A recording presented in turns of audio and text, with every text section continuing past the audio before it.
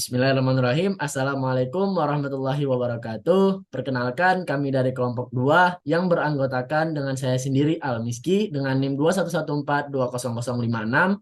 Kemudian ada Zahru Wilda Pratiwi dengan NIM 211420030. Kemudian ada Agna Tri Herawati yang dengan NIM 211420007. Kemudian ada Dimas Zidan Fahrezi dengan NIM 211420017. Pada kesempatan kali ini, kelompok kami akan mempresentasikan mengenai penol formaldehid. Next.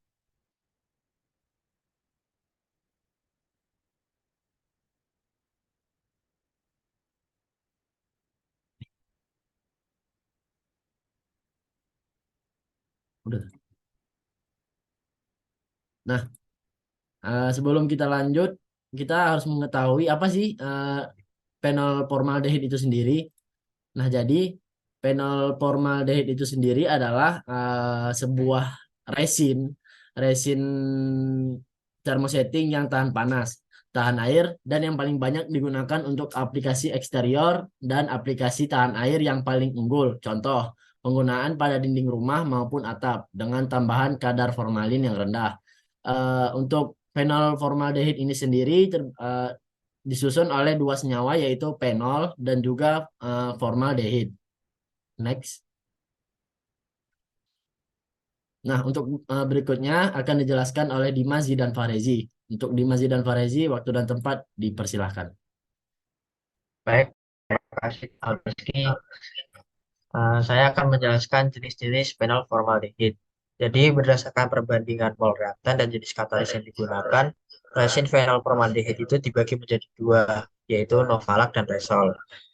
Jadi Resol itu merupakan hasil reaksi antara penol dengan formaldehid ekses oleh adanya katalis yang basah. Jenis katalis yang basah ini sering digunakan ada hidroksida dan amonium hidroksida pada pH 8-11. Produk penol formaldehid sendiri yang dihasilkan dengan katalis natrium hidroksida akan mempunyai sifat yang larut dalam air. Apabila katalis yang digunakan amonium hidroksida akan memberikan sifat yang tidak larut dalam air.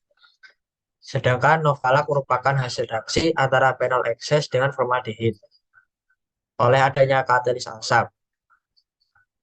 Jenis katalis asam yang sering digunakan adalah asam sulfat, asam klorida, dan asam oksalat dengan konsentrasi yang rendah.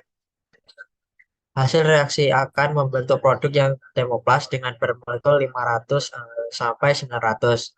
Agar Novalak menjadi bersifat termoset itu membutuhkan pemanasan. Next. Selanjutnya akan dijelaskan oleh teman saya.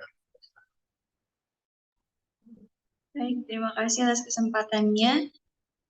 Untuk bisa kita lihat pada gambar ini yaitu terdapat struktur fenol formaldehid yang tersusun dari fenol dan juga formaldehid.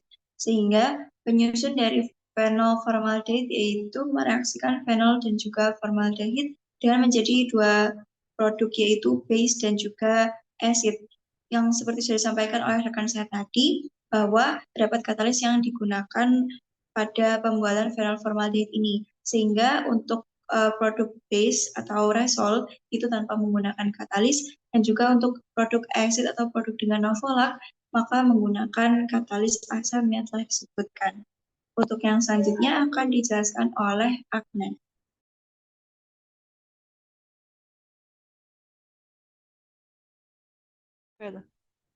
Baik, terima kasih kepada Zahru. Selanjutnya saya akan menjelaskan tentang aplikasi dari penol formaldehid resin ini. Penol ini biasa digunakan sebagai circuit board atau PGB. Terus selain itu, dia juga biasa digunakan sebagai dasaran untuk listrik. Kemudian, aplikasi dari penol formaldehid ini ada 7, yaitu yang pertama, backlight. Backlight ini awalnya terbuat dari fenolik resin dan serbuk gergaji. Kemudian ada Novotex yang diperkuat dengan serat kapas fenolik menggunakan serat berorientasi acak.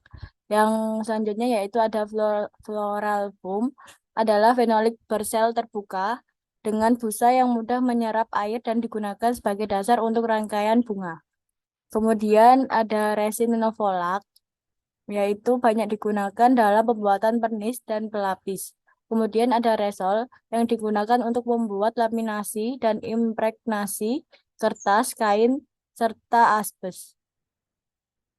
Kemudian ada Paxolin adalah produk yang terbuat dari kertas berikat resin yang telah lama digunakan sebagai alas bahan untuk papan sirkuit yang tercetak.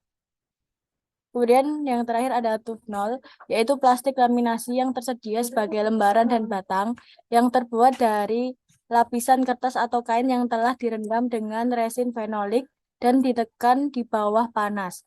Tinggi ketahanan terhadap minyak dan larut ini membuatnya cocok untuk banyak aplikasi.